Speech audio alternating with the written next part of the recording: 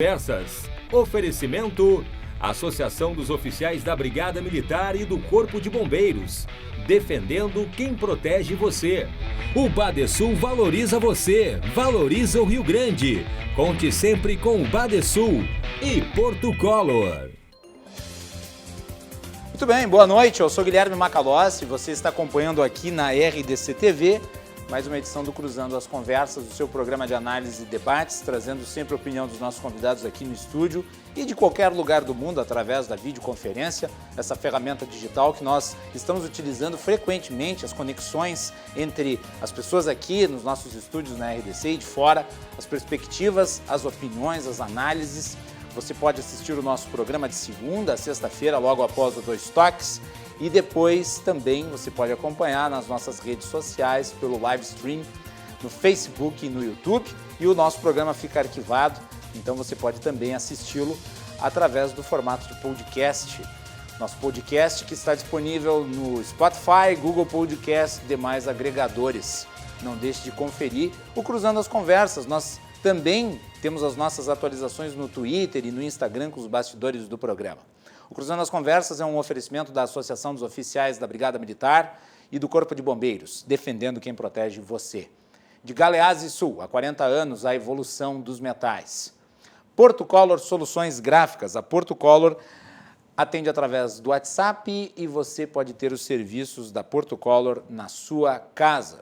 E também Badesul Desenvolvimento. Badesul valoriza você, valoriza o Rio Grande do Sul. Conte sempre com o Badesul. No programa de hoje nós vamos falar de política, de economia, relativo a esse período em que nós estamos enfrentando a pandemia e estamos diante de um cenário eleitoral que vai se consolidar aí ao longo do mês, né, do início do mês de novembro, dia 15, primeiro turno das eleições. Você que nos acompanha já sabe, na próxima segunda-feira, nós realizamos aqui na RDC o debate entre os candidatos a vice-prefeito da capital, sob a moderação do Cláudio Andrade, às 14 horas. Nós vamos ter a presença dos candidatos a vice-prefeito no encontro de ideias. E no dia 28 à noite, lá no Sheraton Hotel, aqui em Porto Alegre, eu modero o debate dos candidatos a prefeito, em uma parceria da RDC TV com o LIDE. E é um evento que vai marcar esta eleição, um encontro presencial, que também tem um significado, que é o significado da retomada de muitas das atividades econômicas, diante de um quadro que ainda inspira preocupação, mas que, né, tem que ser confrontado com a atitude das pessoas de forma segura, mas voltando ao cotidiano como nós o conhecemos diante de um cenário, né, diferenciado, mas ainda assim um cotidiano. Então, é, além de tudo, também um ato simbólico dessa retomada. Nós vamos ter ali o encontro dos candidatos a prefeito, à exceção de Manuela Dávila e Juliana Brizola, todos os demais estão confirmados. Então, você é nosso convidado a acompanhar o debate dos candidatos a prefeito, direto até o Sheraton, transmissão exclusiva, debate final entre os candidatos a prefeito, aqui na RDC TV, às 22h15, no horário do Cruzando as Conversas. Antes de introduzir os meus convidados, eu não posso deixar de comentar um fato político aqui de Porto Alegre, ocorrido hoje, e que diz muito em relação ao andamento do processo de impeachment contra o atual prefeito. Nós estamos diante de um cenário inédito em Porto Alegre, em que o prefeito enfrenta um processo de impeachment. E é um processo que tem prazo decadencial de 90 dias, e a comissão processante do impeachment, a comissão que está fazendo a análise, está tocando o projeto e cometeu vários erros, o que possibilitou a defesa do prefeito explorar esses erros dentro da sua margem de defesa, judicializando o processo de impeachment e tornando o processo de impeachment mais moroso. Como eu sempre disse aqui, a defesa tem o direito de se utilizar, né, das ferramentas legais à sua disposição para chegar ao seu objetivo, que é não ser julgado, no caso, que o processo se encerre sem análise do mérito. Entretanto, hoje, né, nós tivemos aí uma decisão relativa ao prosseguimento do processo de impeachment, que vai contra, né, a defesa do prefeito. Essa decisão, ela é uma decisão que estabelece que o prefeito terá de ser ouvido nas já considerações finais, nas manifestações finais aí do processo de impeachment. Foi uma decisão que foi assinada pelo desembargador Alexandre Mussói Moreira. O prefeito tinha, originalmente, a possibilidade hoje de não prestar o seu depoimento, porque havia uma decisão judicial a favor dele, mas esta decisão do desembargador cassou a decisão do juiz de primeira instância, diz a decisão do desembargador Mussói.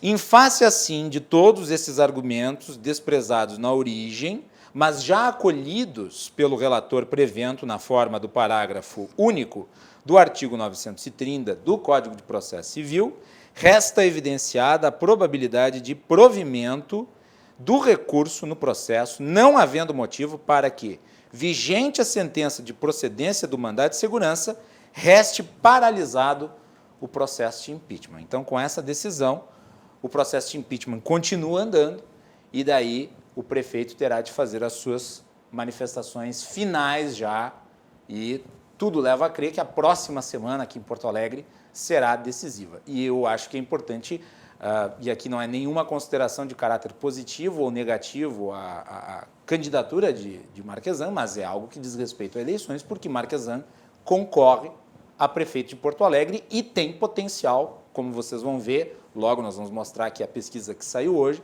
de estar no segundo turno.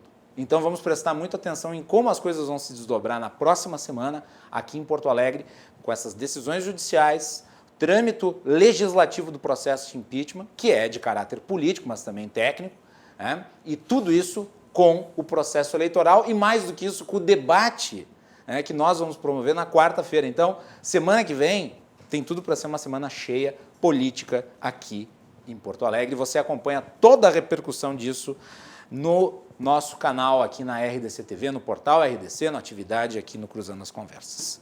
Muito bem, eu gostaria de dar as boas-vindas aos meus convidados. Daniel Killing, secretário de Desenvolvimento Econômico de São Francisco de Paula, veio do interior para participar do programa. Meu caro Daniel, bem-vindo. Boa noite. Boa noite, Maca. Boa noite, meu amigo Záquia. É sempre um prazer estar aqui com os telespectadores da RDC, debatendo temas tão importantes. Também queria deixar um abraço aos telespectadores que estão nos vendo lá na Serra Gaúcha nesse momento. Temos muitos. Temos aí os meus amigos de São Francisco de Paula que estão nos acompanhando e toda a Serra do Rio Grande. E dizer que esse momento, Maca, é um momento talvez ímpar na história brasileira, porque a gente enfrenta uma eleição fora do tempo, a gente enfrenta uma pandemia, a gente enfrenta uma recuperação econômica que precisa acontecer paralela com a eleição. E o tema do programa é muito pertinente, por isso é um prazer estar aqui para debater com vocês. E quem eu tenho também o prazer de receber aqui no programa é o ex-deputado federal, Luiz Fernando Záquia. Záquia, bem-vindo. Eu sei que tu participaste do Atividade, depois tu participaste do programa do Cadu e agora está aqui. Vão dizer que tu é arroz de festa. Vamos mandar a conta para o Márcio. Mandar a conta para o Márcio. Mas eu devo dizer que de todos fui o primeiro a convidar o Záquia para hoje. Meu compromisso era contigo. Então, já fazia tempo que o Záquia não vinha aqui no programa e eu queria trazê-lo porque o Záquia lançou um livro que eu considero muito importante. O Záquia me entregou o livro agora de presente e eu agradeço por isso. Vou ler o livro, mas eu sei do que trata o livro e eu acho que é um assunto importantíssimo, porque é um depoimento pessoal em relação à vivência de um episódio que diz respeito, inclusive, a muitas coisas que o Brasil vivenciou nos últimos anos em caráter nacional. O Luiz Fernando Záquia está lançando esse livro aqui, chamado 76 Passos, Dias que Mudaram a Minha Vida. Eu vou pedir para o Riva colocar aqui na tela para nós. Riva, consegue? Dá um close aí, ó. 76 Passos, Dias que Mudaram a Minha Vida. Záquia, esse livro está sendo lançado pela editora Publicato. E, além de tudo, está muito bem formatado, está muito bonito o livro. Fala um pouquinho sobre a obra, Záquia, aqui para nós, por favor. Eu acho que é importante, primeiro saudando o querido amigo Daniel, querido companheiro de muitos anos, a ti, Guilherme, a todos os nossos telespectadores. Foi um fato que aconteceu em 2013, final de abril de 2013. Veja bem, nós estamos falando de 7 anos e meio. Quando foi realizada a Operação Concutara em Porto Alegre, no estado do Rio Grande do Sul. E eu relato ali tudo o inferno que eu passei, né? Desde chegar na tua casa de manhã cedo, a Polícia Federal, com mandato de busca e apreensão, e daqui um pouco vira mandato de prisão, e se passou 7 anos e meio, até hoje eu não sei porquê, não houve denúncia do Ministério Público. Eu tive a minha vida pública, a minha vida privada, a pública encerrada e a privada, evidentemente, que abalada nas suas relações. Você vê que interessante, agora me liga um filho meu que mora nos Estados Unidos. E é interessante porque, nesse momento, faz com que eu lembre, eu tenho um casal de filhos, quer dizer, eu tinha um filho nos Estados Unidos que ficava sabendo pela internet o que estava acontecendo e não tinha notícias do pai dele. E eu vou à Polícia Federal, achando que eu vou dar um depoimento, e vou, junto com mais 17 pessoas, Daniel, e eu conhecia 3, que eram os 3 políticos do processo, e vão todos para o Presídio Central. Está descrito aqui? Tudo. E descrevo o estado, enfim, todas as condições, desde a nossa permanência na Polícia Federal, desde o depoimento. Eu dei um depoimento, Guilherme, de 5 horas, eu não me neguei, até orientado pelo advogado na época, olha, não quiser falar, não fala, eu não tenho nada que esconder, fala o que quiser. Se passou 7 anos e meio para que as pessoas possam compreender a extensão de tudo, eu era secretário municipal do Meio Ambiente e a Operação Congutari, ela versava sobre a questão ambiental do estado do Rio Grande do Sul.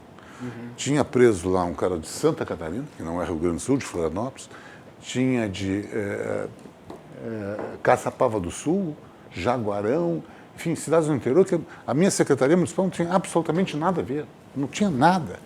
7 anos e meio se passaram, sequer um servidor da SMAN foi chamado para oferecer algum dado, alguma informação, sequer um documento da SMAN foi solicitado pelo MP para que pudesse fazer, enfim, se há uma irregularidade, certamente há um documento, há um indício, alguma coisa, há uma informação de um servidor.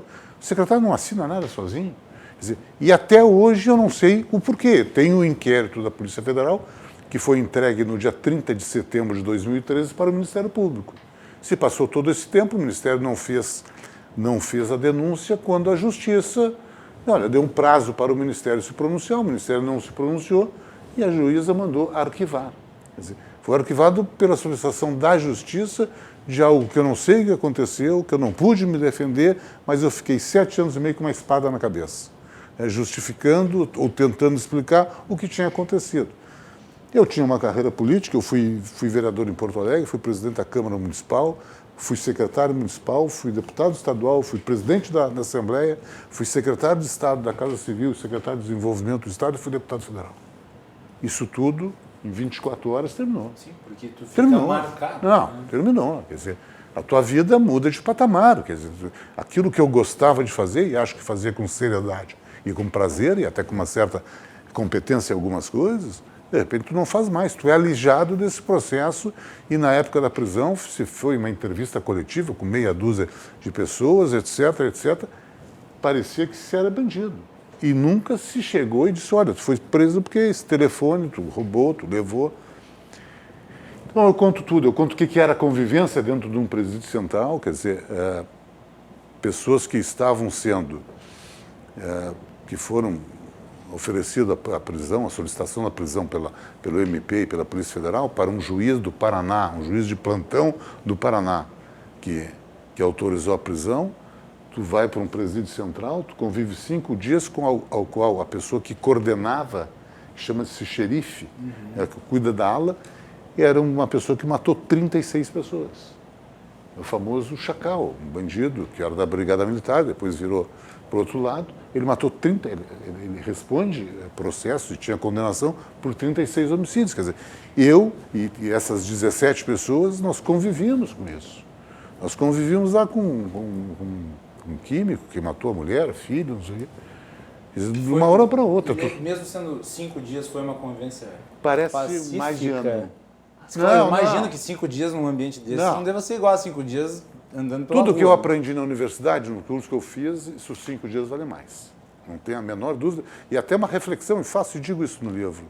E assim, e lamento, me arrependo e não quero me justificar, mas eu, como parlamentar que fui municipal, estadual e um período federal, eu tinha que ter tido a obrigação de trabalhar nessa área, né? Porque ali são mortos-vivos. As pessoas que entram ali são mortos-vivos. Não tem, existe bandidos que não têm recuperação, mas existem muitos meninos com negócio de droga que teriam uma recuperação. Cai lá dentro, esquece. Isso é uma masmorra, né? É uma masmorra.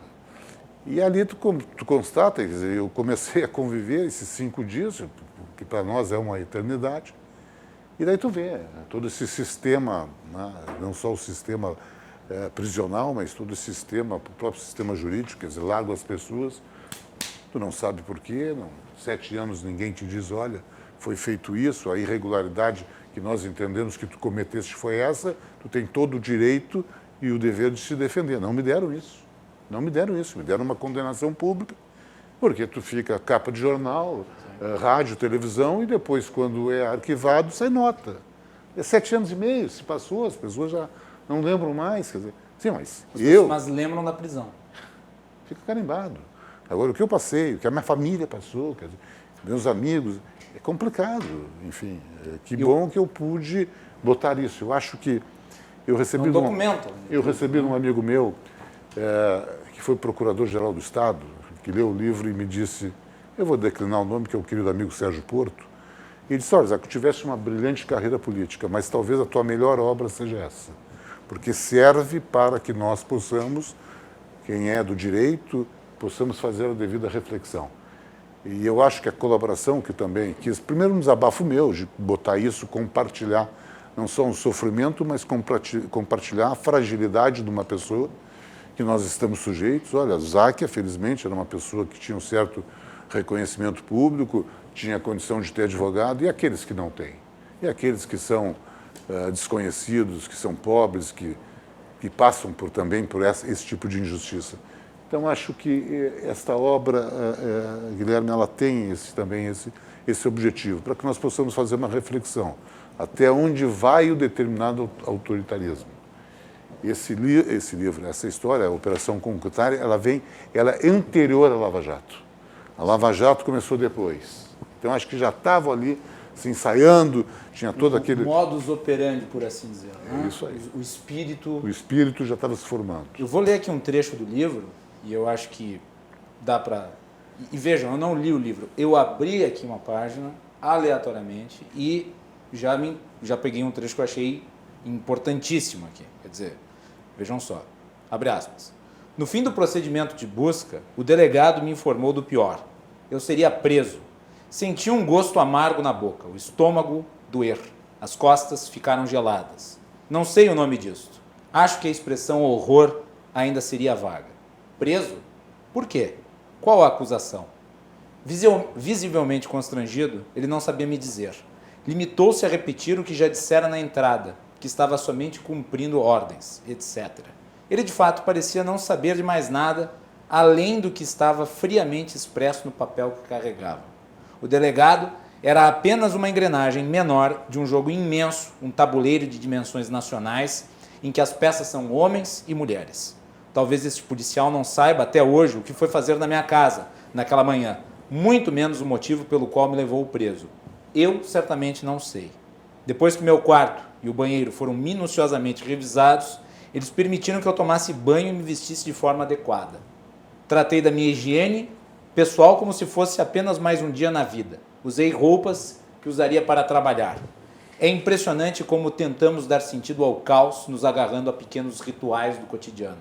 Eu me despedi da minha mulher e da minha filha, acamada pela suspeita de haver contraído gripe de H1N1, e deixei minha casa ante os olhares assustados da síndica e seu filho, também do porteiro, na saída das pessoas que espiavam das janelas, num misto de curiosidade e espanto, o vizinho político sendo preso. Independentemente de qual fosse o desfecho, para aquilo tudo eu me tornaria um criminoso. Já estava sendo punido e nem mesmo os policiais faziam ideia do motivo. Essas pessoas do meu prédio, por exemplo, o que devem pensar hoje, quando nos encontramos no elevador? Será que esqueceram? Ainda sinto desconforto causado por todo aquele constrangimento. Aqui eu uso uma frase de Ibsen Pinheiro, mestre e amigo querido que nos deixou. Aí cita Ibsen Pinheiro. Só não sente vergonha o sem vergonha. Execrado publicamente, sem justa reparação, ele sabia do que estava falando. E era o que respondia quando lhe perguntavam se, mesmo depois de tudo esclarecido, sentia vergonha pelo que lhe acontecera no período da queda de Fernando Collor.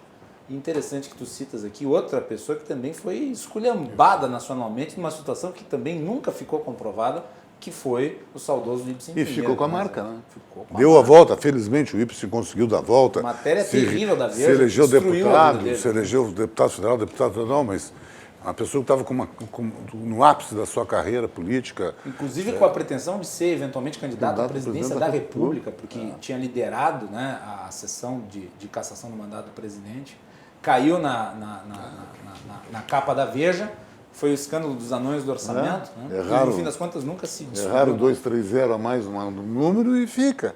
E assim, eu tenho uma dor, um sentimento que nunca mais vai ser reparável, porque a minha mãe, que ontem fez 1 ano do seu falecimento, ela, quando da prisão, ela estava lúcida.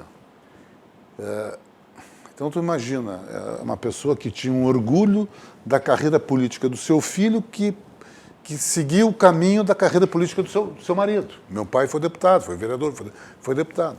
E ela tinha um orgulho muito grande disso. Daqui a um pouco ela tem a notícia que o seu filho, tudo que aconteceu com o seu filho, e ela fica com Alzheimer 3, 4 meses depois.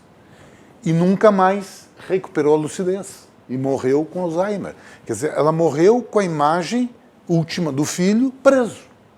Eu nunca foi me dado a oportunidade de dizer para ela, mãe. Isso foi uma barbaridade, foi um absurdo. Então isso eu não recupero mais. Por mais que que a gente tenta dar a volta por cima, infelizmente, com a ajuda dos amigos, está aí o Daniel, que é um parceirão, um amigão, e foram parceiros nesse período todo, a família que é o teu esteio, mas isso eu não vou conseguir. E uma outra coisa já... Mas certamente, Zac, de onde ela estiver... Sim, eu também acredito nisso. Até para que a gente possa... O meu pai, eu tinha ganho do ex-vereador Raul Casa um disco que era o discurso que o meu pai foi paraninfo de uma turma de Direito na PUC, uma das primeiras turmas. Meus filhos não conheceram meu pai, mas era para um documento para conhecerem a voz do meu pai, um discurso dele. Era um disco, aqueles long play, de vinil, de borrachão. Levaram. Eu disse, mas vem cá, meu amigo, isso aqui é um troço. Não, a gente tem que levar tudo. Não foi devolvido? Foi devolvido todo arranhado, inutilizado. Meu Deus. Inutilizado. Patrimônio familiar de valor inestimável. Né? Quer dizer, esse meu filho que mora nos Estados Unidos nunca ouviu, não teve chance, não teve tempo de ouvir o disco, mesmo para conhecer a voz do vô dele, etc, etc. É duro, né? Zac, e me diz uma coisa, tu chegaste a entrar com algum tipo de ação contra os procuradores que moveram essa ação? Isso é complicado, porque não foi o Ministério Público que arquivou. O Ministério Público silenciou. A Justiça mandou arquivar, por falta de denúncia. Não sei, eu não tenho essa preocupação. O que eu perdi eu não recupero. Eu sei que as pessoas estão cumprindo lá seu trabalho, cumprindo de uma maneira equivocada, errada, como eu, na minha atividade, devo ter errado muitas vezes, só que o meu erro não gerou uma prisão, não gerou prisão, foi um erro, enfim. A responsabilidade de quem tem o poder de mandar prender é maior. Isso que eu fico... Mas assim, você olha para frente, vamos olhar para frente, vamos... O pior já passou, eu acho que o livro quero contribuir para que as pessoas leiam e reflitam, né? O cara passou, quantas pessoas podem passar, tem que mudar um pouco o sistema. Está aqui o livro, de novo, dá um close aí para nós. Riva, por favor. 76 Passos, Luiz Fernando Záquia. Parabéns pelo lançamento, Záquia. Obrigado, Guilherme. E importante depoimento, né, Kenny? Sem dúvida, a gente acompanhou isso de perto. Na época... Surpreendeu a todos. Eu era bem mais guri naquela época, mas eu já também. conheci o Záquia, principalmente por causa do futebol, menos pela política, mais pelo futebol. Mas naquela época, estava ali chegando à presidência estadual da juventude do MDB, né, exatamente nesse ano, e sempre admirador do presidente Zaca, que era o nosso presidente do partido em Porto Alegre durante muito tempo também, e sabia da conduta dele, e foi uma coisa que deixou todo mundo... Sim, mas como isso? O que está acontecendo? E como ele disse, nunca nós que acompanhamos o caso soubemos o porquê. Nem ele, nem os colegas que estavam lá na SMAN trabalhando com ele ficaram completamente tontos, sem saber o que estava acontecendo, e nunca ninguém soube. E realmente o ordenamento jurídico brasileiro ele tem muito disso. A gente que faz vida pública há muito tempo, sou novo, Mac, mas eu comecei com 14 anos na minha militância, lá no movimento estudantil e depois entrando na vida pública e a gente, quando essas coisas acontecem com pessoas tão próximas da gente, a gente se pergunta, porque a gente faz de tudo para manter a ética, para manter a moral e daqui a pouco tu está sendo envolvido em coisas que tu não fez, que tu não cometeu, e como é que tu vai justificar isso para as pessoas que acreditam em ti, que estão ao teu lado? E por isso é muito bom que o Zaca tenha escrito esse livro, porque a reflexão é necessária, porque o nosso país julga e acaba com as pessoas antes mesmo de saber o que foi que aconteceu. Infelizmente, esse é um mal do Brasil. E eu devo dizer que, e o Zaca tocou nisso, e eu concordo integralmente, esse caso, ele é um caso que precede a Operação Lava Jato, e aqui eu não estou dizendo que a Operação Lava Jato não tenha sido muito importante para o país, desvendou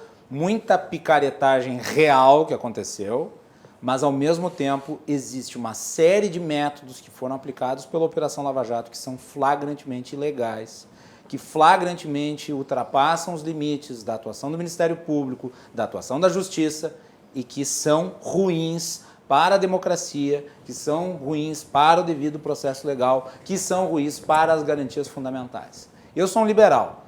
Como liberal, eu defendo, acima de tudo, que os direitos individuais, as garantias individuais, elas sejam preservadas, porque são as garantias individuais, os direitos individuais, que preservam a sociedade do Estado policialesco.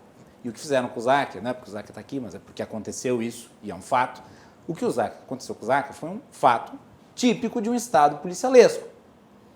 E esse Estado policialesco arreganhou os dentes nos últimos anos e criminalizou a política. Esse trecho que eu li diz respeito a um fato que tem desdobramento político. É porque tu marca na testa da pessoa uma cena que é uma cena pesadíssima, que é ser conduzido para a prisão. Essa pessoa é uma pessoa pública e, obviamente, isso se reverte na consequência da vida dela, não apenas no caráter particular individual, mas pelo fato de exercer cargo público, exercer mandato, disputar a eleição, vai ser sempre cobrado por aquilo. Então, há que se ter muita responsabilidade. Por isso que eu saudei quando nós tivemos a criação da lei de abuso de autoridade, que foi muito mal analisada por muita gente, mas eu saúdo a existência de uma lei de abuso de autoridade, porque as instituições de Estado que cuidam do policiamento, da investigação, elas não são perfeitas, elas são falíveis. E daí, em geral, se faz o seguinte, o cálculo comum, o cálculo das pessoas, em geral, do cidadão, é desconfiar do político, não importa a situação, e confiar absolutamente no órgão acusatório. Quando o órgão acusatório pode muito bem estar errado, pode ter cometido ilegalidades no procedimento investigatório, e o político ser uma pessoa honesta que está sendo submetido a um processo de caráter ilegal, mas mesmo assim ele não tem a fé da sociedade. Isso é criminalização da política. Isso é criminalização dos agentes políticos. Isso não é bom para a democracia. Porque é nesse ambiente de destruição da política que você vê o surgimento de figuras autoritárias. E em muitos sentidos, o lavajatismo, que é uma coisa alheia à Operação Lava Jato, o lavajatismo, que é um espírito meio jacobino, de ir atrás de todo mundo e botar todo mundo atrás das grades, esse espírito, ele é um espírito destrutivo, que não contribui nem mesmo para o combate à corrupção. Vamos fazer um break e nós voltamos com o tema principal do programa, mas eu achei que foi importante a gente abrir falando sobre o livro, porque é um livro importante, 76 Passos, Dias que Mudaram a Minha Vida, de Luiz Fernando Zaca. Voltamos na sequência.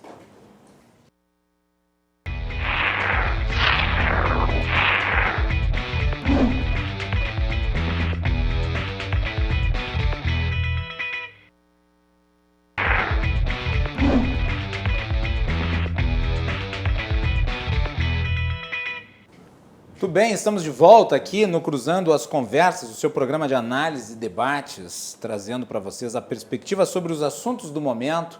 O nosso programa vai ao ar de segunda a sexta, logo após o Dois Toques, às 22h15. Você é nosso convidado a acompanhar na segunda-feira o encontro dos candidatos a vice-prefeito aqui online, no programa do Cláudio Andrade. O portal RDC promove o debate dos candidatos a vice-prefeito. E no dia 28, lá no Hotel Sheraton, eu comando, junto ao LIDE, o grande encontro final dos candidatos a prefeito de Porto Alegre, com as participações daqueles que disputam o voto na prefeitura da capital. Também às 22h15, um grande encontro, e você é convidado a acompanhar. O Cruzando as Conversas é um oferecimento da Associação dos Oficiais da Brigada Militar, também de Porto Color Soluções Gráficas. A Porto Color atende pelo WhatsApp, você pode ter os serviços da Porto Color na sua casa. E Badesul Desenvolvimento. Badesul valoriza você, valoriza o Rio Grande do Sul. O nosso querido Lamana Paiva manda aqui uma mensagem. Ele diz o seguinte: olá, meu caro Guilherme, parabéns por oportunizar ao Luiz Fernando mostrar a verdade sobre a injustiça que ele sofreu. Um grande abraço. Obrigado, Lamana, pela audiência. Eu sei que é bem apreciado por todos aqui na mesa, né? Querido amigo. Tá aí, então. E vamos continuar aqui. Estamos com Daniel Killing, que é secretário de Desenvolvimento Econômico de São Francisco de Paula, e Luiz Fernando Záquia, ex-deputado federal. Antes de a gente passar para a pauta principal do nosso programa, vamos trazer a pesquisa que saiu hoje. Hoje nós tivemos também pesquisa eleitoral aqui para Porto Alegre, a corrida, mostrando aí a liderança também. Ontem nós mostramos a pesquisa da Big Data CNN. Hoje nós vamos mostrar a pesquisa do Instituto Métodos Correio do Povo. Vamos lá aos números aí da corrida eleitoral estimulada. Nós temos aí a Manuela Dávila com 24,9% das intenções de voto. José Fortunati com 14,2%. Ele subiu de 12,6% para 14,2%. A Manuela também subiu de 22,2% para 24,9%. Depois nós temos Sebastião Melo, que caiu de 12,9% para 10,5%. Nelson Marquesan subiu, e subiu consistentemente, de 6,5% para 9,5%. Juliana Brizola variou de 5,8% para 4,8%. Fernanda Melchiona, 2,5% para 2,1%. João Derli, 2,3% para 1,8%. Vamos também ao cenário de rejeição, que eu acho que é importante mostrar. A rejeição é importante. O Nelson Marquesan caiu, a rejeição do Nelson Marquesan de 41,2% para 38,5%. A Manuela Dávila manteve, basicamente, variou na margem de erro, 29,2% para 28,8%. José Fortunati de 15,2% para 13,3%. Sebastião Melo de 11,4%, subiu, variou também na margem, 12,2%. A pesquisa do Instituto Métodos Correio do Povo também fez simulações de segundo turno. Vamos à simulação número 1. Está aí, então, um cenário em que Manuela Dávila concorre com José Fortunati no segundo turno. Ela ganha 39,9% a 31,4%. José Fortunati, brancos e nulos 22,3%, não sabe, não opinou, 6,4%.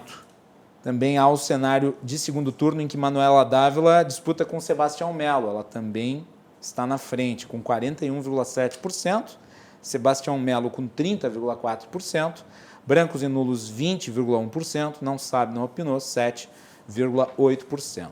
E há um terceiro cenário, daí Manuela Dávila disputando com Nelson Marquesan Júnior, Manuela com 41,9%, Nelson Marquesan 23,8%, brancos e nulos 27,3%, não sabe, não opinou, 7%. A pesquisa foi publicada hoje, né?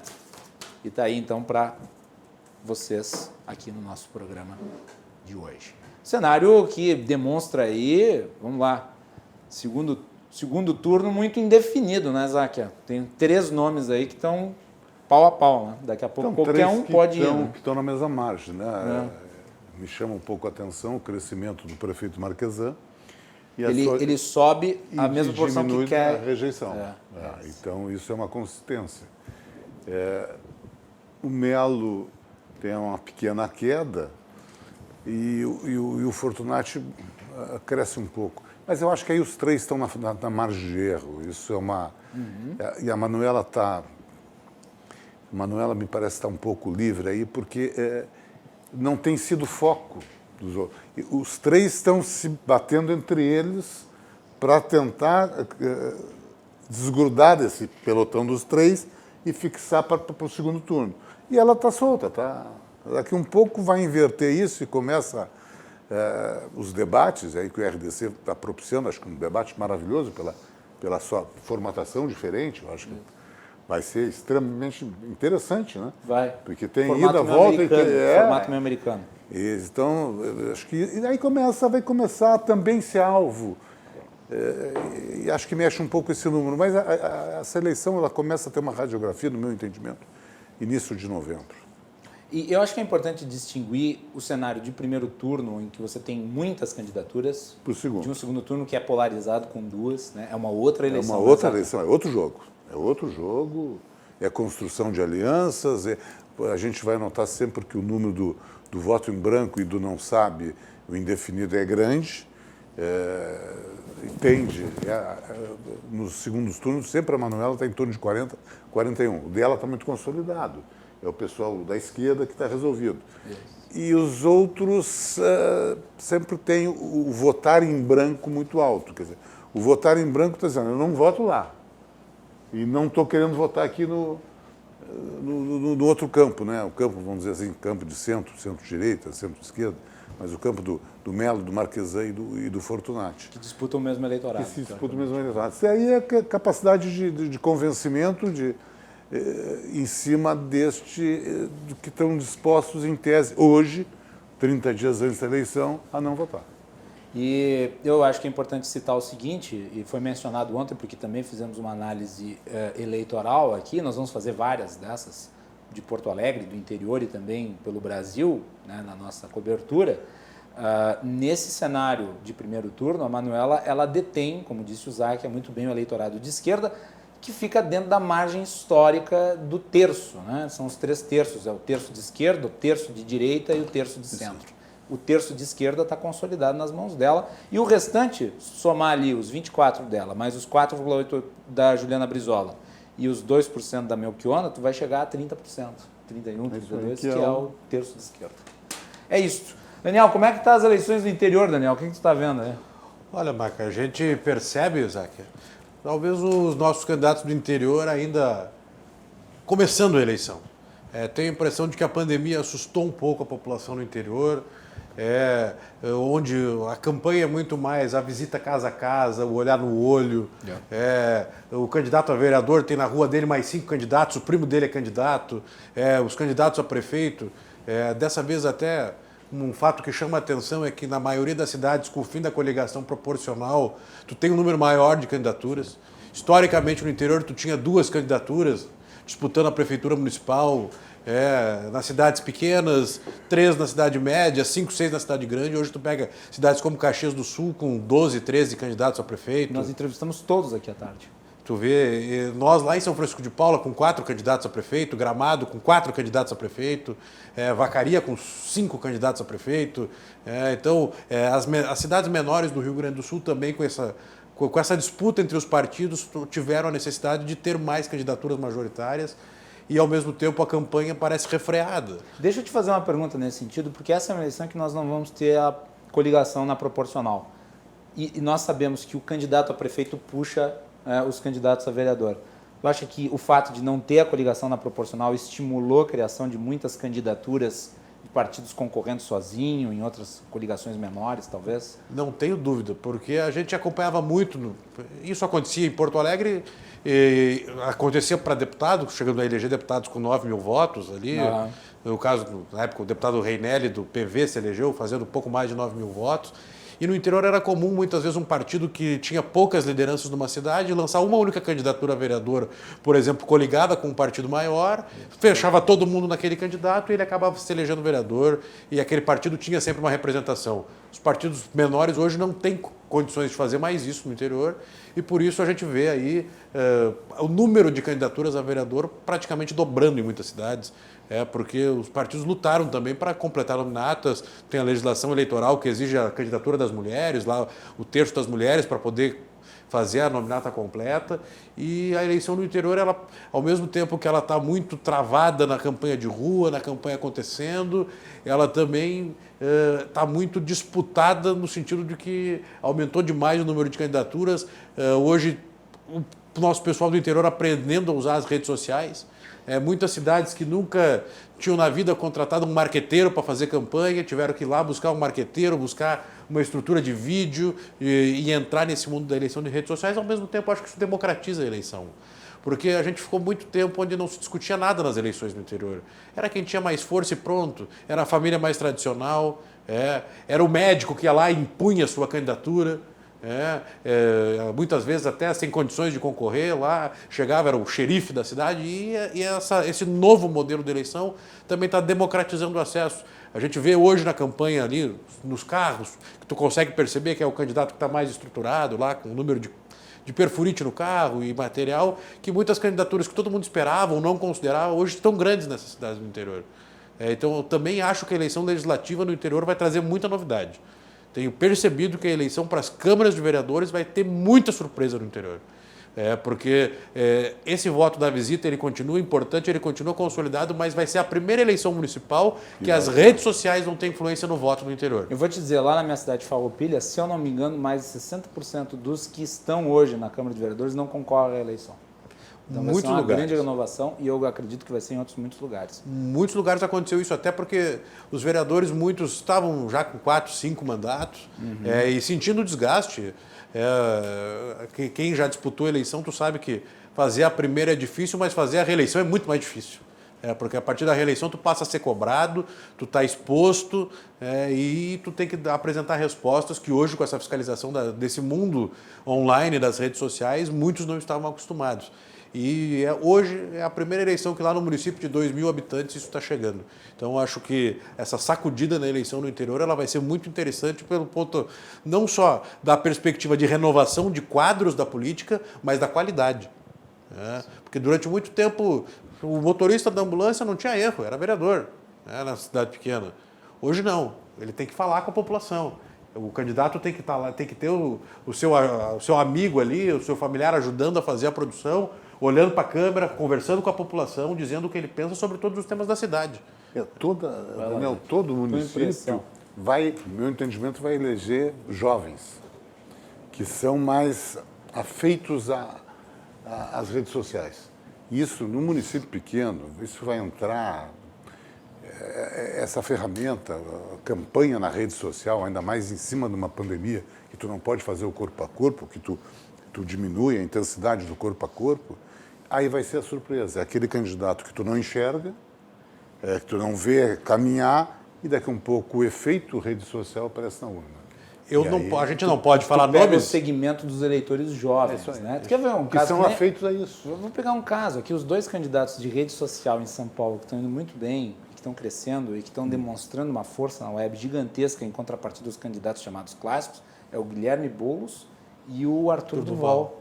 É impressionante a mobilização dos 2 nas redes sociais, que não é bem utilizada pelos demais candidatos. Isso eu estou citando São Paulo, mas aqui no Rio Grande do Sul nós podemos mencionar muitos outros casos. Né? Mas eu não posso citar nomes de candidatos em função da legislação eleitoral, mas eu posso... Eu citei 2 lá de São Paulo. Mas como eu sou do Rio Grande do Sul, para a gente não correr riscos, né?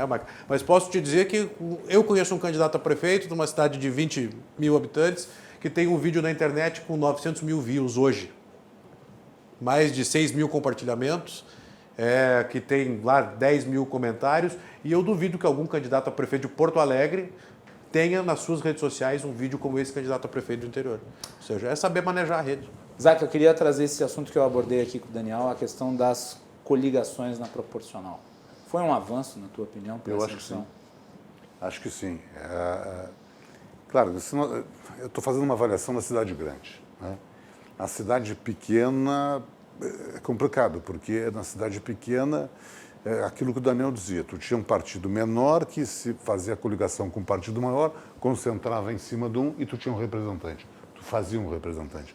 Hoje ele não vai coligar e o partido não tem uma força para eleger só no seu candidato.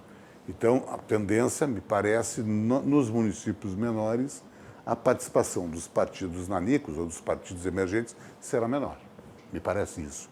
A cidade grande, eu acho assim,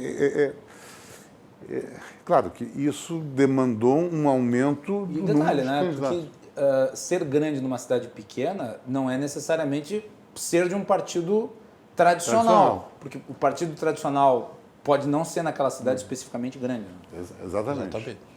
E assim, claro que hoje em Porto Alegre, se eu não me engano, são 860 candidatos, ou em torno de 850 candidatos. Na eleição passada era 600. Claro que na medida que todo mundo quer ter uma representação na Câmara, então eu obrigatoriamente, para ter essa representação na Câmara, eu tenho que botar um candidato na majoritária. Né? Eu não vou poder coligar. Isso aumentou o número de candidatos a vereadores, isso pulveriza a eleição, que no aspecto às vezes é ruim, né? Tu não consegue fazer a leitura, tu não consegue ter contato, ter informação da grande maioria dos candidatos, e daqui a um pouco tu começa a favorecer aqueles que têm mais nome, ou aqueles que já têm, que estão no processo de reeleição, que têm a vantagem, principalmente ainda numa eleição atípica como essa. A eleição...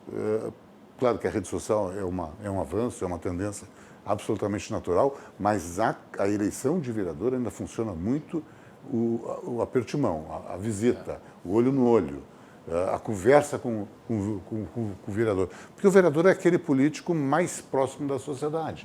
É aquele que tu pede para... Tem um problema da luz na frente da sua casa, que tem problema da água, que tem problema do esgoto, da parada de ônibus. Não é o deputado estadual, não é o deputado federal, não é o governador. É o prefeito que não consegue andar em toda a cidade, pelas suas atribuições, mas o vereador consegue. Então, este é o agente político que a sociedade fala mais. Tu vai numa festa, tem 4, 5 vereadores. Tu vai num velório, aí tem um vereador. Aonde vai, tu encontra um vereador ou um candidato. Então, a necessidade desse contato permanente, olho no olho, como a gente chama, essa eleição não vai ter tanto. Então, isso vai fazer com que possa favorecer aquele que tem um nome, aquele que é mais conhecido, aquele que tem uma capacidade financeira melhor e consequentemente, um visual maior de campanha, ou aquele que detém mandato. Ele tem uma estrutura, ele já está andando naturalmente na construção do seu mandato, ele leva vantagem em cima daquele que não é conhecido, não é tão conhecido no processo. Agora, vão aparecer surpresas, não tem a menor dúvida, que é o efeito rede social. Aquele candidato que tu não enxerga a campanha, que tu não sabe, mas que tem uma comunicação com rede social muito intensa, que vai para a urna. E um ponto que eu acho que é importante, né, e que ainda diz respeito à questão da não possibilidade de coligação na proporcional. Com isso, obviamente, os partidos precisam, através das suas próprias estruturas, preencherem, né, a cota.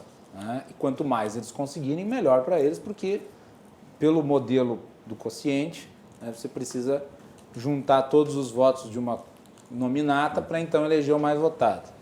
Aí eu pergunto para vocês, os partidos tendo que colocar um monte de gente para dentro das suas nominatas, não tende a se elevar o fenômeno do candidato laranja? Não estou dizendo que é o candidato que está sendo utilizado por outro. Não, mas que sim, é o candidato para preencher. Para preencher a relação. Bota ali um nome ali, tu vai ter 3, 4 votos, talvez, alguém vota em ti. Os partidos, eu vou falar, me permite, Daniel, eu vou falar pelo PMDB, eu presidi o PMDB em Porto Alegre por 8 anos. Partido como o PMDB não tem essa dificuldade. Não. Sobra, às vezes, na última eleição, nós éramos coligados com o PDT, foi uma crise que nós tivemos que cortar lá 20, 30 pessoas. O que atrapalha, às vezes, ainda é a pouca participação das mulheres e, consequentemente, quando a mulher não preenche os 30%, eu tenho que tirar de candidaturas masculinas. Se não tivesse esse regramento, que eu não concordo, porque eu acho que ele discrimina a mulher, não tem a necessidade de botar percentual. A mulher, aos poucos, e felizmente, ela está ocupando esses espaços, ela está gerando cada vez mais liderança em todos os segmentos e, consequentemente, serão representantes em todos os parlamentos. Mas se eu não tivesse, que eu acho que ainda é a única dificuldade dos partidos maiores, dos partidos tradicionais, tu preenche com toda tranquilidade a nominata. Os partidos menores, aí sim, Guilherme, os partidos menores, eles jogam as fichas em cima de 3, 4, 5 nomes. E o resto é para somar 100, 200, para poder chegar nos... Quando muito. Tem alguns que... Hoje, acho que como o Zac disse, que é muito mais os partidos pequenos tentando... Vou pegar pelo caso que o Zac traz aqui, da cota para a mulher nas nominatas. Os partidos talvez não tenham ainda a estrutura adequada ou não tenha o interesse por parte das mulheres de participarem na forma como se espera, né, proporcionalmente à composição da população brasileira. É óbvio, é muito abaixo da composição, as mulheres são minoria na política, mas o fato é que, para que, né, fosse respeitada a lei, o que nós vimos ao longo dos anos foi a criação de um monte de candidaturas fantasmas de mulheres. Daí, quem são? Eu me dei o trabalho de olhar, em muitos lugares, as menos votadas são as mulheres. Porque... 1, 2, às vezes 0 voto, nem a mulher votou em si mesmo. Uma mulher que eu não coloco, eu perco 2. Exatamente. Exato. Então eu boto uma, mesmo que não tenha potencial, densidade eleitoral quase nula, mas dos 2 eu tenho candidatos que vão fazer um número razoável de votos, que será importante no somatório da legenda.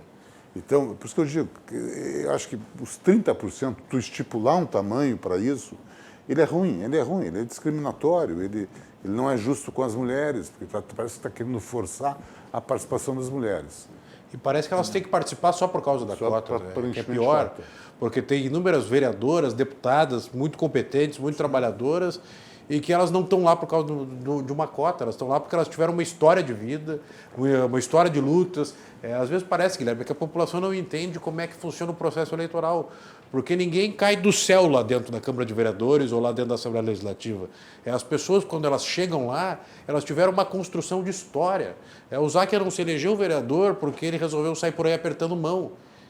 Ele tinha uma construção na vida dele, ele tinha uma liderança dentro lá do Internacional, dentro dos segmentos que ele vinha trabalhando, que o tornaram vereador de Porto Alegre. E que depois do trabalho que ele teve, chegou a ser deputado estadual, federal. Isso é um trabalho muito longo, muito comprido. Os próprios fenômenos de rede social não começaram na eleição.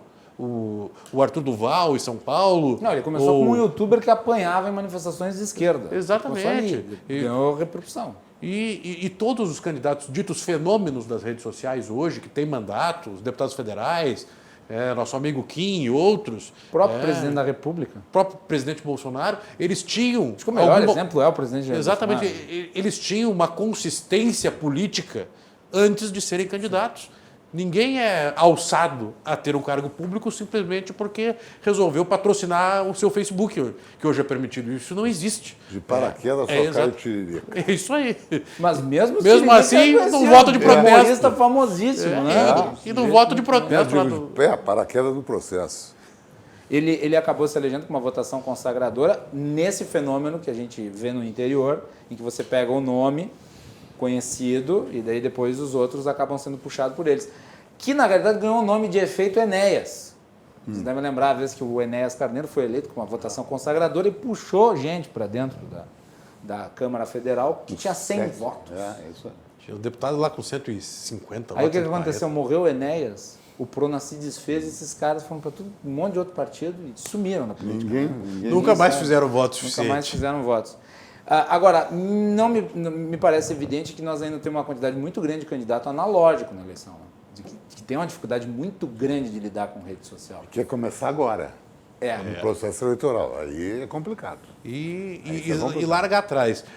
E detalhe, quer dizer, a realidade das redes sociais, ela é cada vez mais importante e já estava dada. Mas com a pandemia, nessa eleição em particular, a importância é redobrada, né?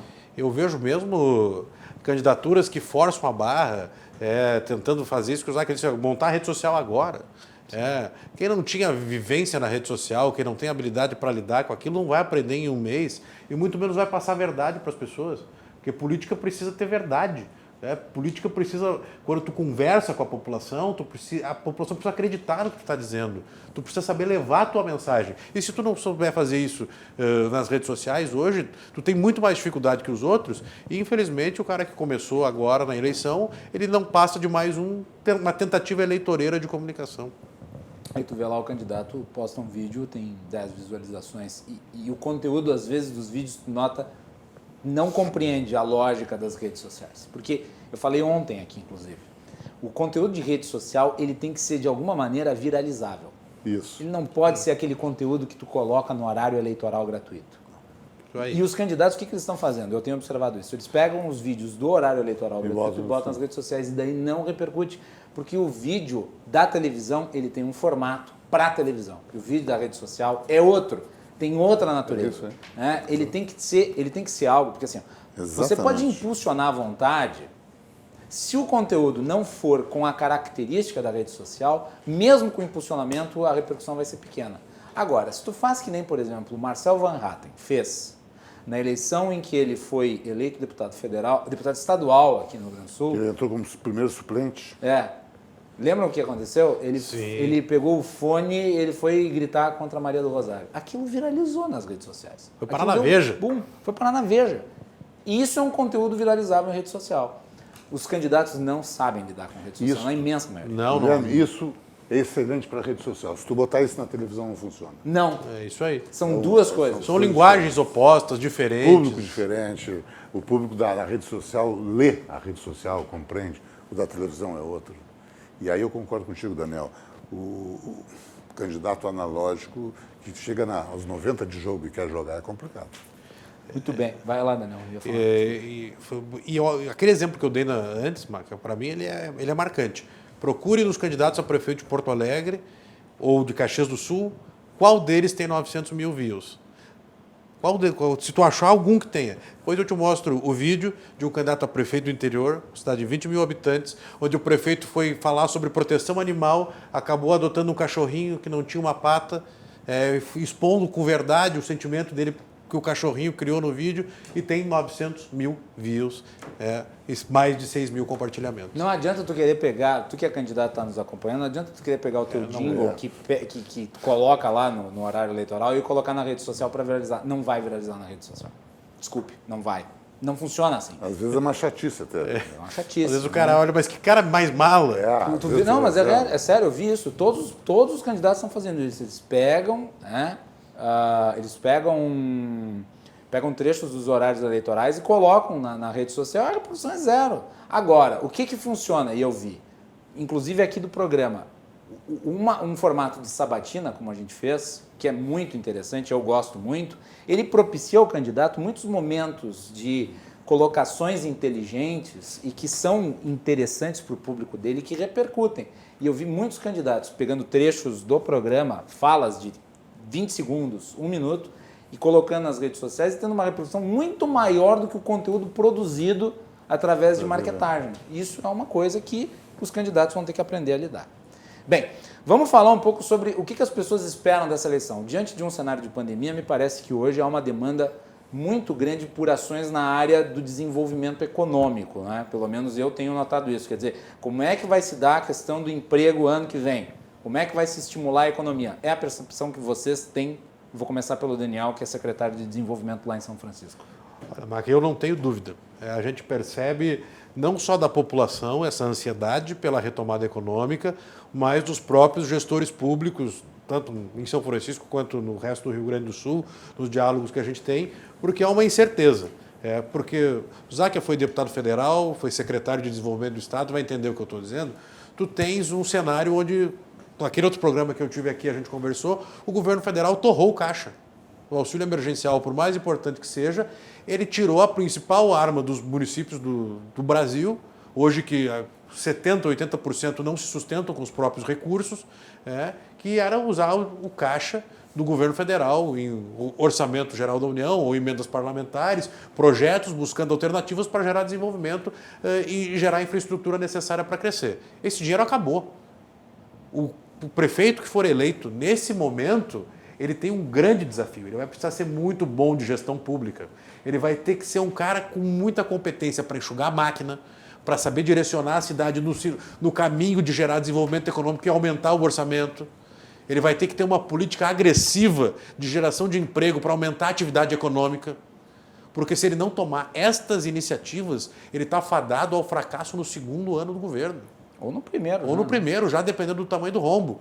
Porque nós estamos diante de um momento desafiador. Eu diria que no primeiro até mais, porque ele vai herdar um orçamento pronto. Né? Exatamente. Ele começa com o orçamento do antecessor. Não é o orçamento dele. Quando ele for montar a LDO dele, ele vai ter o problema de não ter nenhuma noção de quanto ele vai ter no terceiro ano ou no quarto ano, porque tu não consegue fazer projeção de atividade econômica assertiva, tu não sabe até quando a pandemia vai, tu não sabe até quando nós vamos ter restrição de atividade econômica. Então, é um momento desafiador e que o eleitor deve observar isso. E a tendência é que com um cenário de indefinição em relação à vacina, que tende até o início do ano que vem, e mesmo que nós tenhamos a vacina, nós sabemos que vai ser um processo um pouco demorado para se gerar a tal imunidade de rebanho, mas, de qualquer maneira, tende-se a se manter essa lógica da perspectiva de abrir e fechar de tempos em tempos, enquanto você não tiver a solução definitiva. Então, quer dizer, essa circunstância de como tu lida com o vírus diante de uma economia ainda aberta é o diferencial. Exatamente. Eu posso dizer que a última vez que eu estive aqui nós tínhamos 1.500 habitantes testados lá, cerca de 10% da população. Hoje já temos 3.500 testes praticamente. Praticamente 25% da nossa população testada e seguindo no mesmo ritmo, graças a Deus, com aquele número baixíssimo de mortes, apenas um cidadão que realmente era de São Francisco morreu lá. E por isso temos o terceiro melhor resultado do Rio Grande do Sul. E por ter o terceiro melhor resultado do Rio Grande do Sul desse enfrentamento econômico com a pandemia, eu não tenho dúvida disso que eu estou dizendo. Porque nós estamos preparando o município, o nosso orçamento do ano que vem, mesmo com o crescimento projetado, em função do crescimento da atividade econômica, fazendo corte. Nós não temos outra maneira de fazer a não ser enxugar a máquina pública. E fazer corte, a partir do momento que tu domina a gestão pública, não significa diminuir serviço para a população, não significa piorar o atendimento da saúde, não significa de maneira nenhuma deixar de atender as estradas, mas significa tu ter um orçamento menor para fazer as mesmas coisas e tentar fazer com mais eficiência. Hoje em dia nós estamos no mundo digital. As prefeituras e o desafio que os prefeitos têm são, por exemplo, de transformar. Por que tu não pode ter todos os serviços públicos aqui? Por que hoje tu tem que mandar um e-mail, entrar num protocolo para pedir um serviço público? Aqui em Porto Alegre é assim, tu não consegue fazer pelo aplicativo, tu tem que entrar lá no site do 156. Ou seja, as capitais têm dificuldade. E essas coisas precisam ser superadas de maneira muito rápida. Os entraves da burocracia, a regulamentação da lei de liberdade econômica é uma coisa fundamental para todos os municípios, porque são os pequenos negócios que salvam famílias. Nós aplicamos a lei de liberdade econômica, fizemos a regulamentação do decreto. Hoje, em São Francisco de Paula, não precisa alvará para negócio de pequeno impacto. Porque quanto tempo leva para sair um alvará? Esteio, assim, também. É um absurdo o tempo que leva. É o alvará da fazenda, da vigilância sanitária, não sei do que, 70 alvará para liberar um negócio de pequeno impacto. As pessoas precisam comer. A prioridade é dar comida para as pessoas, a prioridade é que a renda aumente para que as pessoas tenham dignidade de vida. E esse desafio é o anseio número 1. Se tu pegar as pesquisas eleitorais que os partidos fazem em todas as cidades aí, perguntando qual é a preocupação das pessoas, é disparado, saúde e emprego. É se eu vou estar vivo, se eu vou conseguir enfrentar o vírus e se eu vou poder pagar minhas contas. E isso é o que vai exigir a maior atenção dos candidatos em qualquer município do Rio Grande do Sul e do Brasil. Concorda, Zac? Concordo. Eu até achei que esse processo eleitoral, a discussão da pandemia seria maior. Né? A discussão de como foi tratado, como as autoridades municipais, estadual, como trataram isso. Porque sempre era uma coisa dividida, que os resultados, preserva-se a saúde, não preserva o desenvolvimento econômico do município, do Estado. E eu achei que seria explorado um pouco mais, né? Mas tenho notado que ninguém tem essa certeza, ninguém se tem a certeza do resultado, se tem a certeza que o impacto econômico será muito grande. E eu entendo e concordo, Guilherme, quando tu diz o seguinte, nós estaremos sujeitos a um abre e fecha. Né?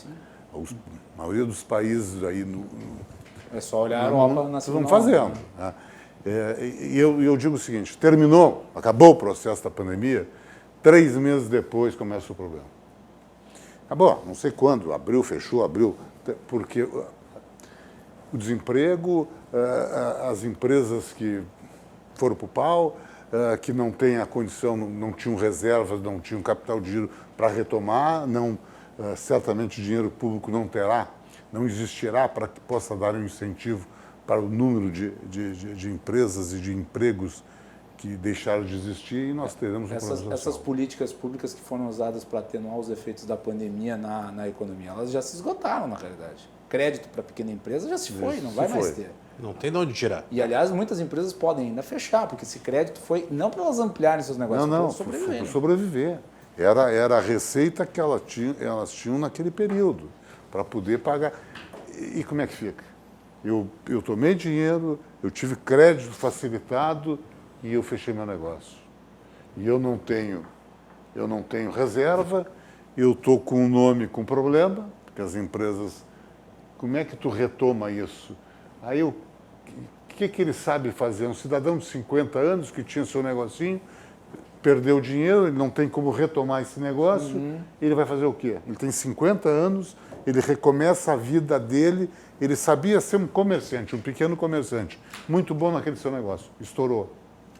Ele tem que ir para o mercado de trabalho, atrás do emprego, quando a taxa de desemprego aumenta, e principalmente para um cidadão de 50 e poucos anos. Quer dizer, isso tu não conserta rapidamente. Então, o desafio, e aí eu respondendo o questionamento, o desafio dos gestores municipais, certamente, a saúde, evidentemente, é um resultado da pandemia. Eu quero fazer justiça aqui. Eu acho que a saúde, por exemplo, do Rio Grande todo, não vamos entrar na questão do município, porque nós estamos no processo eleitoral, mas eu não vi em nenhum momento dizer, olha, morreu alguém por falta de leite. Não, o governador lidou muito bem com a pandemia. Eu tenho essa opinião. É isso aí. Eu tenho essa opinião. Ele foi olha, muito... não foi perfeito, mas foi bem. É isso aí. Ninguém fez a escolha de Sofia. Em outros estados foram feitos. Em outros países foram feitos. Quer dizer, nós não vimos aqui no Rio Grande do Sul cenas como as que foram vistas no Amazonas. É isso aí, no início da pandemia. Cemitério coletivo. Covas assim, abertas. Cenas de... Médico escolhendo quem vive, quem morre. Não, cena do Holocausto. Cena do Holocausto, assim, tipo, covas coletivas. Covas abertas esperando os corpos. Quer dizer, bom, enfim... então, aqui nós não tivemos, mas a questão da saúde vai sempre, evidentemente, que vai requerer investimentos, vai querer dos municípios, e a questão de geração de emprego. Não é só geração de emprego, é o fomento do emprego, é o fomento É a roda girando, né, Zac? É a atividade econômica. Da vocação econômica do município. Quer dizer, o município tem uma vocação econômica para determinada atividade. Essa atividade foi para o saco, e como é que se retoma? Como é que tu cria uma nova vocação econômica para uma determinada região que historicamente tinha uma outra? Quer dizer, essa reconstrução é muito complicada. Essa reconstrução tu não faz um ano de governo, esse me parece que vai ser o grande posso comparar desafio. isso, Zac, com números. Ali nós estamos muito próximos de Gramado e Canela, mano. E nós, que tínhamos atividade industrial em São Francisco, conseguimos hoje uma arrecadação de ICMS superior a Canela, com 10 mil habitantes a menos. Ou seja, Canela, que dependia muito da atividade do turismo, que foi diretamente impactado e que não tinha a mesma capacidade industrial do que São Francisco ou do que Gramado, teve um problema na arrecadação de ICMS brutal. E isso reflete diretamente no serviço público. Por isso que eu digo que o gestor precisa ter muita sensibilidade, muita noção do que está fazendo, porque o investimento em saúde vai continuar aumentando. Sim. Enquanto nós estivermos no período de pandemia, não há maneira do prefeito deixar de colocar dinheiro no hospital, de comprar teste de Covid, de preparar UTI, de comprar respirador. Isso vai continuar. Destacar, a lei do teto de gastos não abarca a área da saúde e da educação, né? Então, isso é uma fake news que se espalhou aí, influente. Mas eu acho que é importante dizer o seguinte, né? Nós estamos falando sobre a questão da geração, que é uma pauta importante, aí, talvez a principal. A gente não pode tecer considerações sobre nenhum candidato, mas a gente pode fazer observações sobre pautas em geral, isso dá para falar. E aqui eu tomo a liberdade de dizer o seguinte para você, telespectador: preste muita atenção nos candidatos que são inventivos na forma de promover o desenvolvimento econômico através da iniciativa privada, ou seja, sejam inteligentes nas soluções que propõem. Não importa de qual espectro ideológico, existe gente de esquerda, de centro, de direita que sabe fazer isso. Preste mais atenção nesse tipo de candidato que candidato que vai pela velha política no sentido de eu vou prometer um monte de obras e não sei o quê, iniciativas do setor público e ampliar e não sei o quê, que não vai, porque os próximos 4 anos vão ser anos difíceis. Não vão ser tempos de vacas gordas, vão ser tempos de vacas magras. Não vai ter dinheiro. Não vai ter dinheiro. Aliás, essa é a pergunta frequente que eu, Cláudio, Armando, a Yasmin, a Mel, nós temos feito aqui nas nossas sabatinas com os candidatos da capital e do interior. Quer dizer, ok, o senhor promete isso e isso. Como é que o senhor vai fazer? Porque o senhor vai ter menos arrecadação, o senhor vai ter menos repasses intergovernamentais, o senhor vai ter um orçamento provavelmente deficitário. Como é que o senhor lida? E o seu custo aumenta. O seu custo aumenta. Como é que o senhor vai fazer? Né? Esse é o ponto. E muitos ainda parecem não se flagrar, porque eu li muitos planos de governo ao longo dessas últimas semanas. Muitos candidatos não têm ideia do que vão enfrentar quando chegarem no poder. E aquela máxima, tu é liberal, tu conhece isso, mas é aquela máxima, quem gera riqueza não é o governo. Quem gera riqueza é o cidadão, é o empreendedor, é aquele que se arrisca, coloca a cabeça a prêmio para gerar mais empregos, para colocar a sua atividade econômica ali, frente a um momento de crise como essa, que está investindo. Né? Então, o governante que achar que vai fazer o chamado, a máxima keynesiana lá da indução do desenvolvimento por meio do orçamento público, preste muita atenção, eleitor. Tudo bem. Senhores, nós já vamos nos aproximando do final. Foi um belo bate-papo, passou voando. Eu gostaria de agradecer muito a presença de ambos aqui no programa. Daniel, está sempre em casa. Te deixo com a última palavra. Eu que agradeço, o Maca, o Záquia, que é um grande amigo, a todos os nossos telespectadores. Queria lembrar os telespectadores que quando passar a pandemia, vá conhecer São Francisco de Paula, vá conhecer o nosso lindo município na Serra Gaúcho e dizer ao eleitor, participe da eleição. A democracia é importante no nosso país. Escolha os candidatos.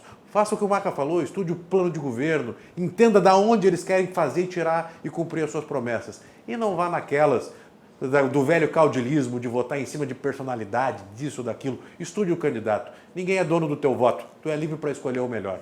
Tudo bem. Aliás, só para fazer um testemunho de uma situação aqui, de uma das entrevistas, não vou mencionar quem, mas teve um candidato que eu perguntei lá como é que ele ia fazer, ele não gostou. Só digo depois de assumir. Não foi da capital, tá? Foi do interior. Záquia, obrigado. Parabéns pelo livro, obrigado pelo presente. Vou ler com muito interesse. Te deixo com a última palavra. Obrigado. Prazer estar junto com o Daniel, contigo, Guilherme. E eu acho que é uma contribuição que eu quero. Claro que é um desabafo, um sentimento que aconteceu comigo, mas uma contribuição que eu quero fazer para que as pessoas possam refletir. Uma mera e importante reflexão. Só chegou uma pergunta aqui do Rodrigo Luzardo. Ele pergunta para vocês quantos votos... Vou pedir para o Záquia responder, talvez ele saiba, porque o Záquia é aqui da capital. Quantos votos serão necessários aqui em Porto Alegre para se atingir o quociente? Eu acho que com um número de partidos... São 800 candidatos 800, a vereador. Acho que 800, um pouquinho mais. Bom, enfim, mas ali, eu acho que vai... Era 21, acho que vai para 16, 17. 16, 17 mil para fazer cadeira. 16 ou 17 mil votos. Para fazer uma cadeira. Tem deputado estadual que não se elegeu com isso. Né? Quer dizer, o partido tem que fazer. Por exemplo, o PMDB faz 50 mil. Vamos imaginar. Elegeria aí 3, mas na sobra 4 vereadores. É voto, hein? É muito. Claro que tem muito partido. Eu fiz em 2000, 10.800 para vereador. Para vereador. Famoso pardal faturador. O Ibsen chegou a fazer 20, né? O Fortunati fez 40 mil em 2000. É outra época. Outra época. Tinha menos candidato também, né? Bem menos. Bem menos. Senhores, voltamos para o último bloco com o João Carlos Silva, direto de Brasília. Vamos falar dessa confusão envolvendo o general Ramos e o ministro do Meio Ambiente, o Salles, que alguns chamam de Nero. Enfim, voltamos.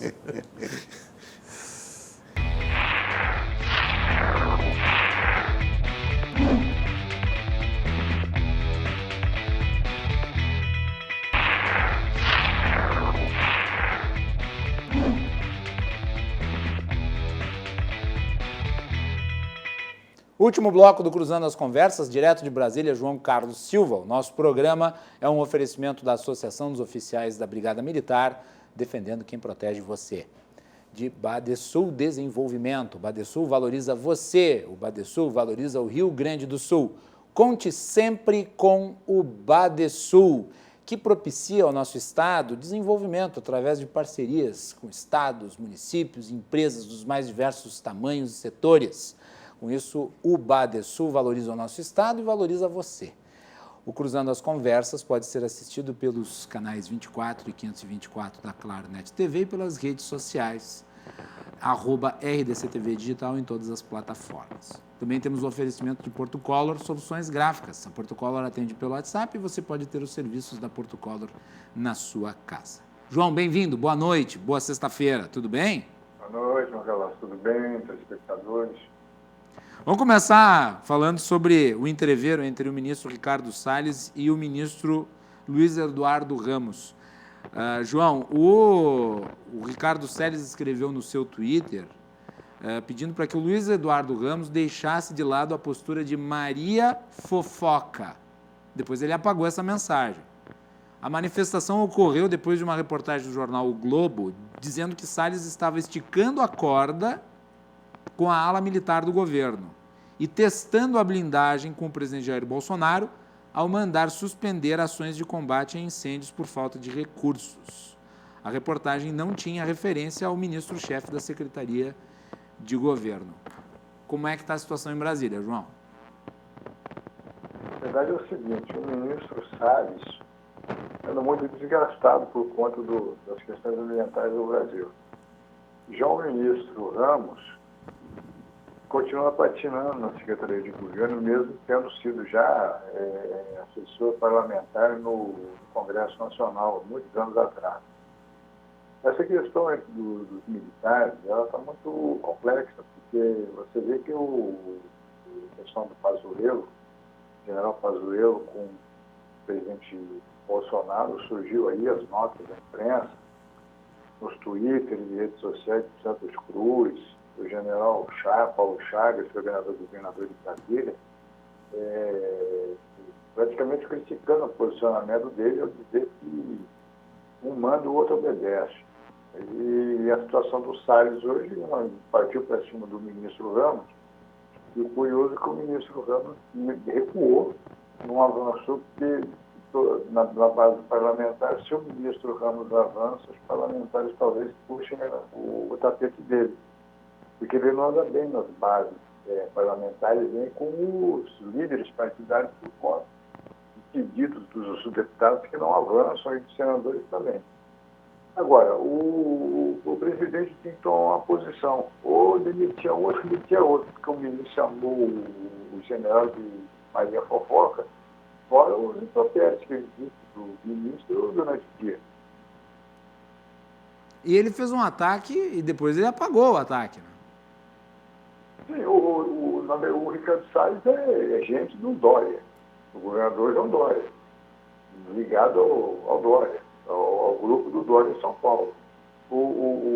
Ele apagou, mas lógico, teve uma repercussão grande, porque quando ele disse que o presidente, o ministro Ramos planta nas redes sociais e na imprensa desativos contra o Ricardo Salles, o Ricardo Salles sabe muito bem o que estava dizendo, ele tem informação.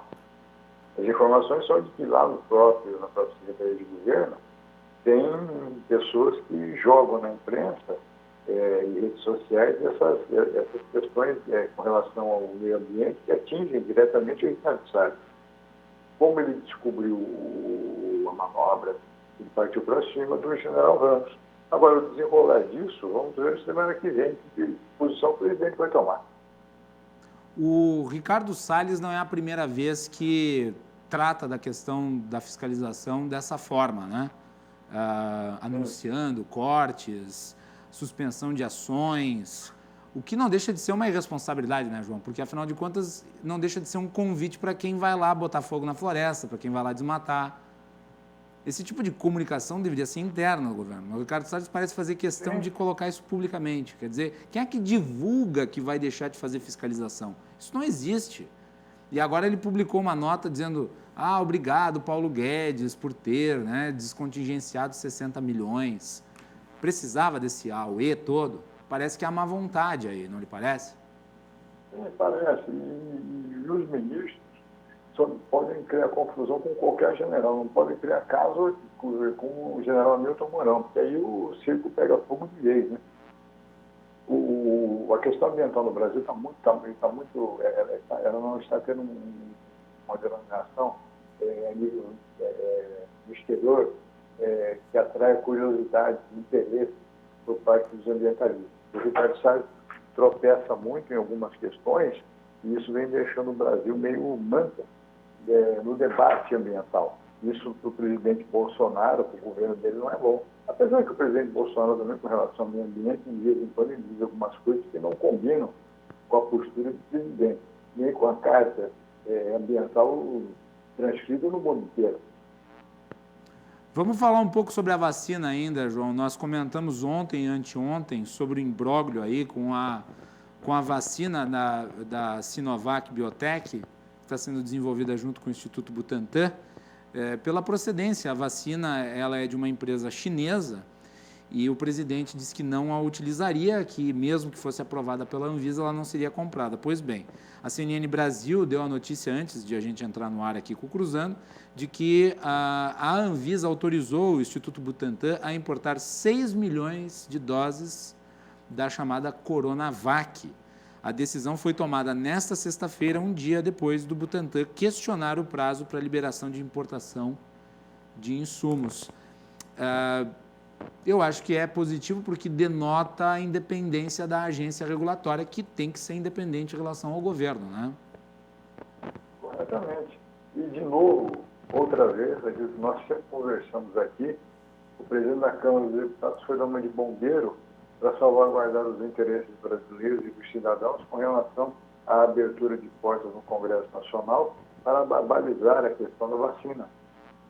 O Rodrigo esteve hoje com o João Dória e colocou-se à disposição para fazer uma intermediação com relação à discussão disso que o presidente vem tomando experiência e tomando o palco, o cenário da mídia nacional. O presidente da República, com toda certeza, deve recuar nessas suas intempéries, porque o Congresso Nacional vai avançar na questão da vacina. O Supremo vai deliberar a respeito, né, João? Aparentemente. Sim. E eu acho que nesse caso não é uma intervenção errada do Supremo, porque diz respeito à saúde pública basilar, que está garantida na Constituição, né? Então... E a gente sabe que o presidente sabe perfeitamente que pode cometer um crime de responsabilidade. Ele não vai querer ter problemas no Congresso Nacional, mas problemas jurídicos com relação à questão da vacina, não querer que a população receba a vacina, essa discussão meia sonsa com o Butantan, com a China. O que nós vimos, o que eu vi hoje aqui no Brasília também, é importante dizer isso aos telespectadores, alguns parlamentares preocupados com relação ao futuro dos governadores, e eu te disse isso ontem, aqui na RDC, e os governadores estão preocupados com investidos chineses nos estados e essa posição do presidente Bolsonaro. A Embaixada da China hoje já avalizou que continua com os projetos no Brasil, mas pensa também em reestudar aquilo que poderia colocar em prática a partir de 2021. Resumindo, a questão econômica do Brasil vai ficar muito ruim se repensar esse projeto e retirá-los de pauta. Aí sim eu quero ver como que o presidente vai responder aos governadores. E o presidente, eu acho que tem um aspecto importante disso, que é no cenário internacional. Nós sabemos que a eleição americana ela é uma eleição muito diferente da eleição brasileira, por isso que eu não tomo tão a sério pesquisas nos Estados Unidos, mas há uma indefinição em relação a quem vai ser vencedor. E o governo brasileiro se fia muito no Donald Trump, mas há um risco de que o Donald Trump não se reeleja. E daí a posição do Brasil fica mais enfraquecida no cenário internacional, porque hoje o Brasil se escora no Donald Trump contra a China. Mas e na hora que o Donald Trump não estiver mais? Quer dizer, e se o Donald Trump não estiver mais? Fica ainda mais crítica a situação. Quer dizer, não é uma política externa movida por pragmatismo, é de ideologia. Isso não é positivo, né, João? Nós já tivemos aqui, essa semana, na nossa vizinha Bolívia, onde a República é tão resistente quanto um poste no brejo, do presidente da oposição, se elegeu e disse que vai rever a questão dos contratos do gás com o Brasil. É mais um problema para a diplomacia brasileira resolver. Muito bem. Último tópico, João. Hoje cheio de tópicos, né?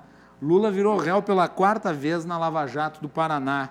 Ele é acusado de dissimular doações da empreiteira ao Instituto Lula de R$4 milhões entre dezembro de 2013 e março de 2014. E aí, João? Era previsto, né? Não me parece não é algo surpreendente. Não, e o discurso do ex-presidente Lula está começando a diminuir na esfera nacional por conta desses processos todos. Ele está complicado na justiça. Vai ser muito difícil ele tentar reverter alguma situação, porque quando a batata começa a esquentar, você não tem que tirar do seu colo. O Lula não tem como, porque o Lula é um réu. E o próprio PT precisa fazer uma reconstrução de novas lideranças para encampar um discurso diferenciado, não do Lula, um discurso diferenciado que pelo menos atrai a opinião pública. Isso não está ocorrendo no Brasil nessas eleições municipais. A gente está vendo um quadro realmente desfavorável ao PT. Eu acho que os 2 partidos que mais estão sofrendo com isso são o PSDB e o PT, né? Aliás, nós falamos disso. Exatamente. Muito, por sinal, é um reflexo para 2022, onde você vai ter uma composição de Congresso Nacional muito, muito diferente. O PT e o PSDB perdendo muita força e muitos estados, muitos municípios ainda não eram líderes até pouco tempo atrás. Muito bem, João Carlos Silva, obrigado. João Carlos Silva volta na semana que vem aqui no Cruzando as Conversas. Excelente final de semana, meu querido. A você, aos nossos colegas da RDC TV e nossos telespectadores. Uma boa noite. Isso aí, João Carlos Silva, nosso comentarista de política, sempre trazendo a sua percepção sobre os acontecimentos em Brasília. Nós vamos fechando aqui, mas você que nos acompanha até essa hora, perto da meia-noite, é convidado a acompanhar na semana que vem a nossa Semana de Debates. Semana de Debates aqui na RDC. Na segunda-feira, às 14 horas, o Cláudio Andrade comanda o encontro dos candidatos a vice-prefeito. Às 14 horas. Não deixe de assistir.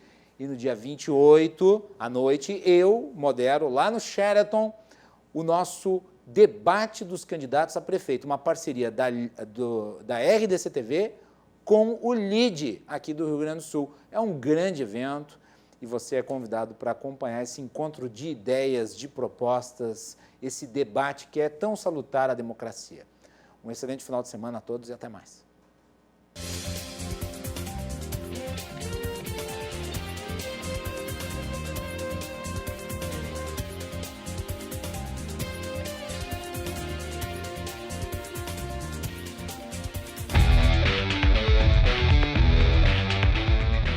Cruzando as Conversas. Oferecimento: Associação dos Oficiais da Brigada Militar e do Corpo de Bombeiros. Defendendo quem protege você.